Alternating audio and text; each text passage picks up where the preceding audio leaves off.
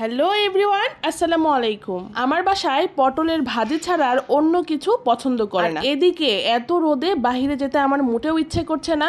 এই কয়েকটা পটল আছে, এটা দিয়ে আজকের একবেলা পার করতে হবে। এমন কিছু করব যেটা অবশ্যই মজা আর কেউ নাকু ছিটকাবে না। তো প্রথমেই পটলের উপরের যে পিলটা আছে, এই পাতলা পিলটা একদম চেঁচে ফেলে দিচ্ছি। পটল ভাজির সময় যেভাবে পরিষ্কার করি ঠিক সেভাবে।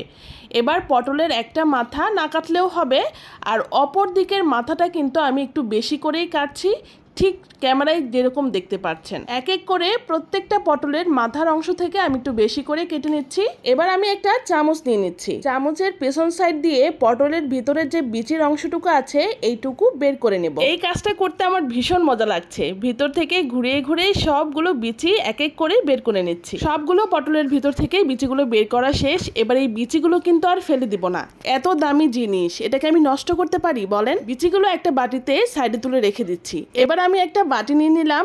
আমি এটা দিয়ে পুডিং তৈরি করি। আপনাদের বাসায় পুডিং এর পাত্র দিয়েও কিন্তু এটা করতে পারেন, না হলে যে কোনো একটা বাটি হলেই হবে। এবার পটলগুলোকে এখানে একদম খাড়া করে রেখে দিচ্ছি, ঠিক ক্যামেরায় যেরকম দেখতে পাচ্ছেন।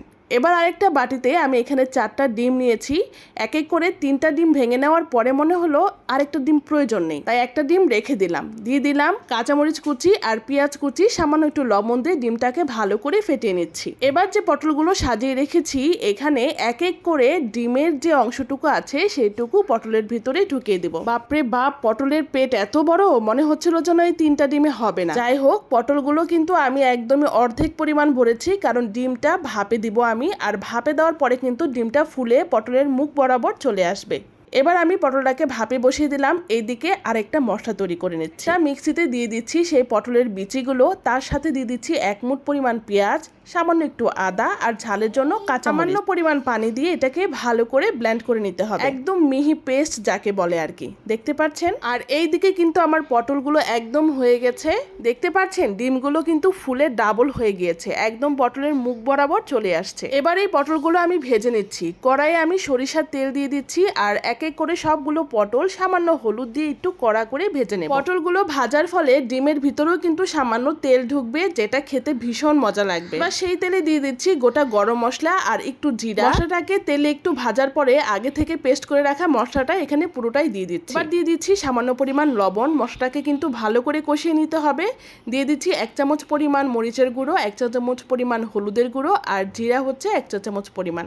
এবার এই মশলাটাকে ভালো করে কষিয়ে নেব একটু পানি আর ঢেকে ঢেকে। গ্রেভিটা যখন একদমই ঘন হয়ে আসবে, এ পর্যায়ে এসে পটলগুলো দিয়ে দিচ্ছি। পটলের সাথে গ্রেভিটা ভালো করে একটু ভেজে নেওয়ার পরে এখানে আমি ফুটন্ত গরম পানি দিয়ে দিব 1 কাপ পরিমাণ, কারণ তরকারির মাছ রান্না অবস্থায় যদি ঠান্ডা পানি দেওয়া হয় সেই তরকারিটা একদমই পানসে হয়ে যায়। এবার ঢেকে বসিয়ে রাখবো ততক্ষণ পর্যন্ত একটা মাখা মাখা ভাব চলে আসে। প্রায় 20 মিনিট ঢেকে রান্না করেছি, আর আমার পটলের তরকারিগুলো কিন্তু একদমই তৈরি। এবার আমি একটু ভেঙে দেখাচ্ছি। খেতে কিন্তু ভীষণই মজা। বাসায় মেহমান আসলে যদি একবার তৈরি করে দেন, তাহলে মেহমান চিন্তা করবে যে পটলের ভিতরে আসলে কি ঢুকানো হয়েছে। আজ আর কথা বাড়াচ্ছি না, খেতে খেতে বিদায় নিচ্ছি।